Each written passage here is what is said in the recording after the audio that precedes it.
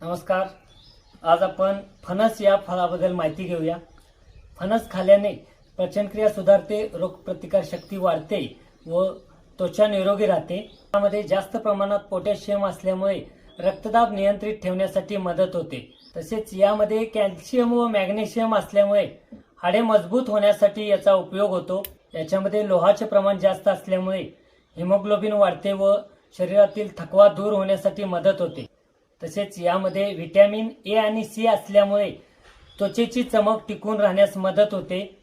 मधुमेह असणाऱ्या लोकांनी डॉक्टरांच्या सल्ल्यानेच याचे सेवन करावं.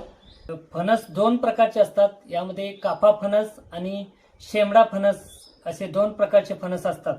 हा कापा फणस आहे. आम्ही आता हा फणस कापत आहोत. हा फणस कापत असताना काळजी घ्यायची आपल्याला. हा खूप चिकट असतो, त्यामुळं आपल्याकडे गोडं तेल असतं, ते गोडं तेल हाताला लावून घ्यायचं आहे.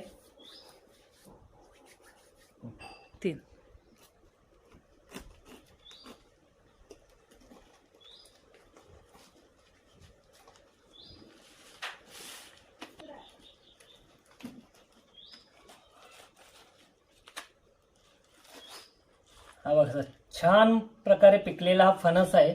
याचे आम्ही आता गरे काढून घेत आहोत. डोक्याच्या वरनं सांग.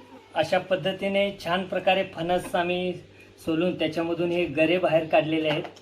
बघा, याच्यामध्ये या अशा बिया आहेत.